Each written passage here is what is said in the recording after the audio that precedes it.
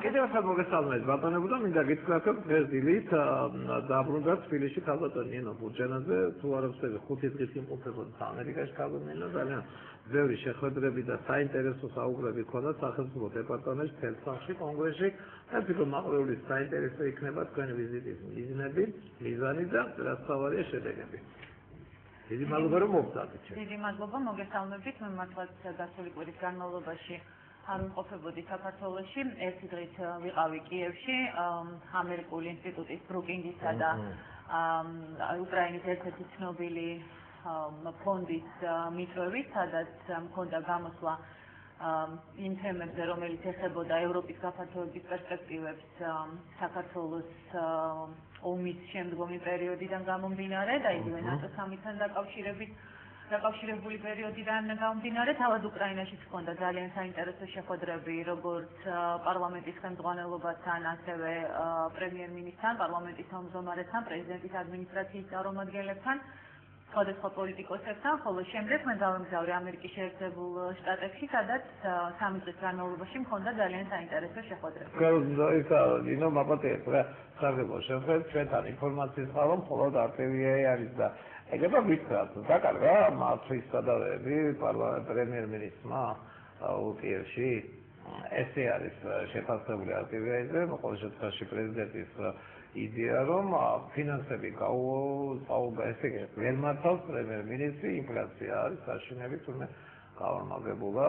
და ასე შემდეგ მართალია ეს თქვენი აზრი რომ სტარტისება როგორია ქვეყნის დასაქმებში ჩარევა და ანალიზი გაკეთება რა თქმა უნდა ძალიან რთულია ეს დღიანი ვიზიტის შემდეგ მე არა მაქვს ისეთი საბეჭდილება რომ პრემიერ-მინისტრმა დაკარგა იქ მართვის სადავეები მე ვფიქრობ რომ მას საკმაოდ მყარი პოზიციები აქვს თუნდაც იმიტომ რომ პარლამენტში გარკვეული ესე ვთქვათ ერთიანობა კოალიციური მეტნაკლებად ჩამოყალიბებულია თუმცა განსხვავებით ჩვენი ქვეყნისგან რომელსაც აღმოჩნდა რომ ერთადერთ სოფლიოში ფინანსური კრიზისი არ ემუქრება უკრაინაში ფინანსურ კრიზისზე სერიოზულად საუბრობენ ისევე როგორც ამერიკის შეერთებულ შტატებში უკრაინაში იგრძნობა რა თქმა უნდა მოლოდინი სერიოზული ფინანსური კრიზისის და ბუნებრივია მთავრობა ამისათვის სერიოზულად ემზადება. მაშინ ესეც მითხარით შეიძლება პრეზიდენტს შეხვდით კიევში. პრეზიდენტთან შეხვედრა დაგეგმილი იყო მეორე დღის ბოლოს, მაგრამ სამწუხაროდ გამომდინარე იქედან რომ გადაიგეგმა ჩემი ამერიკაში უფრო ადრე წასვლა, პრეზიდენტთან შეხვედრის დროის შეცვლა ვეღარ მოხერხდა, მაგრამ მე ვფიქრობ რომ ეს არ არის ბოლო შესაძლებლობა ჩემი უკრაინის პრეზიდენტთან. დიდი მადლობა. საინტერესო ფაქტი აღმოაჩინე მე ინტერნეტში, არაოფიციალური შეხვედრა ქონიათ ქალბატონ კონდოლიზა ის და ძალიან მაინტერესებს ეს ბოლო დღეისთვის ეს ადმინისტრაცია და არ შეიძლება რომ თქვენი საუბარი არ აქონოდათ აი ამ საქართველოს ამერიკის ხელშეკრულებაზე. თავად კონდოლიზა რაისის შეფასებაზე 2 სიტყვას თუ გეტყოდით აი ამ ხელშეკრულების მნიშვნელობას რამდენად მათთვის ეს მნიშვნელოვანია სადღაც მე მოვისმინე რომ ბოლო ჟესტი ყოველს ხელისუფლება ადმინისტრაცია როდესაც მიდის ამერიკის რაღაცა მნიშვნელოვანი კვალის დატოვება სურთ. თქვენ როგორც ვით ეს კვალი იქნება ეს ხელშეკრულება? მე მინდა აღვნიშნო ხალხასმით რომ ქალბატონ კონდოლიზა რაისთან შეხვედრა წინასწარ არ იყო დაგეგმილი ეს იყო ძალიან ხანმოკლე შეხვედრა და ჩვენ ბუნებრივია რამდენიმე სიტყვით საქართველოსთან დაკავშირებით ვისაუბრეთ ამერიკაში მე ხალხასმით მინდა ვთქვა რომ ყველაზე მთავარი პრიორიტეტი არის დღეს საქართველოს სტაბილურობა უსაფრთხოება დემოკრატიული განვითარებიდან გამომდინარე იმიტომ რომ ამერიკაში ძალიან კარგად ეცმით რომ ვერც სტაბილური იქნება ქვეყანა და ვერც უსაფრთხო იქნება ქვეყანა თუ ქვეყანაში არ განვითარდა დემოკრატიული ფასეულობები. ამ ხელშეკრულებასთან დაკავშირებით მე მინდა გითხრათ რომ რა თქმა უნდა ძალიან მნიშვნელოვანია რომ ამერიკასთან გაფორმდეს ეს ხელშეკრულება თუმცა ეს არ არის უპრეცედენტო ხელშეკრულება როგორც ამას ჩვენი ხელისუფლება ცდილობს რომ წარმოადგინოს იმიტომ რომ ამ ტიპის ხელშეკრულებას ხელი მოეწერა უკრაინასთან გასული კვირის სამშაბათ ამ ტიპის ხელშეკრულებასთან ხელშეკრულება ამერიკის შეერთებულ შტატებთან აქვს სხვა სახელმწიფოებთან მე მინდა ერთი რამე ვთქვა ძალიან ნათლად ამ ხელშეკრულებაში მთავარი პრიორიტეტი არის ქვეყნის დემოკრატიული განვითარება ამ ქვეყანაში მედიის თავისუფლება, ამ ქვეყანაში სასამართლოს დამოუკიდებლობა, სამართლიანობის დამკვიდრება, რაზე ჩვენი ხელისუფლება გაცილებით ნაკლებს ლაპარაკობს და წარმოგვიჩენს სრულიად სხვაგვარად ამ ხელისუფლების თავად. ამ თემაზე მე გეკითხებით CNN-ზე, როდესაც გამოდიოდა ჩვენი საგარეო საქმეთა მინისტრი, წამყვანმა სწორედ ეს შეკითხვა დაუსვა. გამოკითხვის შედეგებით ხეთა დემოკრატია მოიკოჭებებსა და ამაზე რაც იწვევ მე არ ვიცი ხელი გამოვიკითხეთო მაგრამ თან მუშაობს ამ მიმართულებითა და გააცხადინა წამყვანმა ჩვენს ყოფილ საგარეო საქმეთა მინისტრს პრობლემა ნამდვილად არის ჩვენთან დემოკრატიაზე ხმამაღლად არის ის ხელისუფლება ვერ საუბრობს მაგრამ ეს ხელშეკრულება უფრო მეც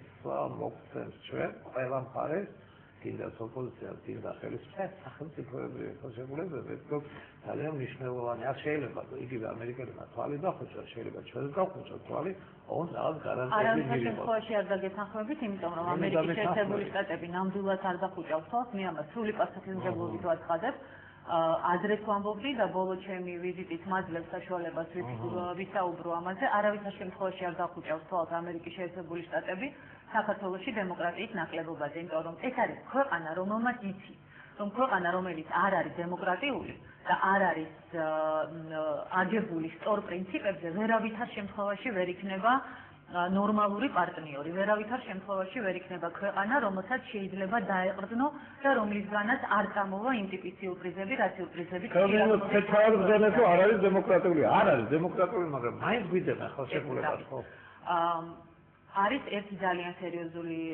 ფაქტი, ჩვენ დახმარებასაც ვპირდებიან ამერიკელები და ევროპელები, მაგრამ არის წინაპირობები ამ დახმარების და მე სრული პასუხისმგებლობით ვაცხადებ იმას, რომ თუ ჩვენმა ხელისუფლებამ ასე გააგრძელა და სამწუხაროდ მე დარწმუნებული ვარ, რომ ასე გააგრძელებს, იმიტომ რომ უკეთესის გაკეთების შესაძლებლობა ჩვენ ხელისუფლებას ნამდვილად აღარ აქვს. მე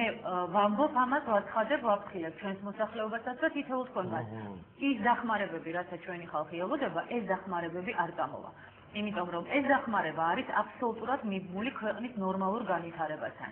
საქართველოს ეხმარებიან იმიტომ და საქართველოს მოსახლეობას ეხმარებიან იმიტომ რომ ჩვენ გვინდა ნორმალური ქვეყანა გავხდეთ ჩვენ გვინდა დემოკრატიული ქვეყანა გავხდეთ და არა მხოლოდ იმიტომ რომ ვინმე მოსწონს ეს არ არის ნამდვილად და თქვენ საუბრობთ იმაზე, მე არ ვიცი ახლა ვინ გამოკითხეს, ვინ არ გამოკითხეს ეს მეორე თემა ჩვენი მოსახლეობის გამოკითხვის შედეგად და მე ამ გამოკითხვების სხვადასხვა ვარიანტები ნამდვილად ამოქვს, მოსახლეობის 50% თვლის რომ საქართველო არ არის დემოკრატიული ქვეყანა, რაც ნამდვილად საგანგაშოა. როცა ლაპარაკია იმაზე, რომ ვითომდა ჩვენი ხელისუფლება ცდილობს, რომ ქვეყანაში რაიმე შეიცვალოს და ქვეყანა უფრო დემოკრატიული გახდეს, ეს ძალიან საინტერესო რამინდა გაჩვენოთ, ეს არის ეგრეთ წოდებული პაკეტი იმ ცვლილებებისა, დემოკრატიული რეფორმებისა, რომელსაც თურმე ივნისიდან დღემდე ატარებს ჩვენი ხელისუფლება, მაგრამ ეს დოკუმენტი მე საქართველოში არ მინახავს, ეჭვი მაქვს, რომ არც თქვენ ისევე როგორც არც ერთ ჩვენ ტელემაყურებელს, მაგრამ ეს დოკუმენტი მე დამხვდა ამერიკის შეერთებულ შტატებში, რომელიც ამერიკაში სხვადასხვა ასე თქვა ადამიანებს, მათ შორის მათაც ვისაც მე შევხვდი, წარუდგინა ჩვენი პარლამენტის თავმჯდომარემ ბატონმა დავით ბაქრაძემ. თუ თქვენ გადახედავთ აქ ჩამოთვლილ რეფორმებს, დაინახავთ, რამდენად სერიოზულია ჩვენი ხელისუფლება ქვეყნის ნორმალური განვითარების თვალსაზრისით. თურმე ის თუ ხელისუფლება ოპოზიცია შეთავაზებს 3 ვიცე-სპიკერის ადგილს პარლამენტში, ეს ძალიან დიდი მიღწევაა თურმე დემოკრატიული განვითარების თვალსაზრისით. და ძალიან ბევრი სხვა ანალოგიური ტიპის აბსოლუტურად ესე ვთქვათ რეალობას მოკლებული მოთხოვნები, რომელიც რა თქმა უნდა შეუმჩნეველი და ანალიზის გარეშე არ გარჩება ამერიკის შეერთებულ შტატებში. მე მინდა ხაზგასმით ვთქვა ერთი რამ და ეს ძალიან მნიშვნელოვანია, რომ ჩვენმა ხალხმა იცოდეს. ყველგან საზღვარგარეთ მე არაერთხელ მიხვდით და კიდევ ვიმეორებ. ჩვენმა ხელისუფლებამ დაკარგა ნდობა და დაკარგა ელემენტარული პატივისცემა. სწორედ იმის გამო, თუ როგორ იქცევა ჩვენი ხელისუფლება, რა გადაწყვეტილებებს იღებს, რა ნაბიჯებს იღებს, ძალიან კარგად იციან მსოფლიოში, უკრაინაში, გერმანიაში, პოლონეთში. ყველგან ესეთი აზრია. ყველა ქვეყანაში არის ესეთი აზრი, იმიტომ რომ როდესაც ხედავენ ერევის ინციდენტს, როცა ხედავენ ახალგორის ინციდენტს, როდესაც ხედავენ იმ სამთავრობო ცვლილებებს, რომელსაც ჩვენი ხელისუფლება ახორციელებს, როცა ხედავენ აი ამ ტიპის დოკუმენტებს, თურმე რამდენად სერიოზულად აპირებს ხელისუფლება რაიმე შეცვლას, როცა ხედავენ იმ რეალურად საარჩევნო კამპანიას, რომელიც პრეზიდენტმა ახლა დაიწყო ერთის მხრივ და მეორეს მხრივ ლაპარაკობს, რომ არჩევნები არ იქნება, ბუნებრივია ქვეყნის ხელისუფლებისადმი ნდობა და მხარდაჭერა უტოლდება პრაქტიკულად ნულს. ეს არ ნიშნავს იმას, რომ ქვეყანას არ აქვს ხარდაჭერა. ქვეყანას ხარდაჭერა ჯერჯერობით აქვს. ქვეყანას აქვს ხელისუფლებასთან, ესე ვთქვათ, რბილად რო ვთქვათ, ნობის ის რაღაცა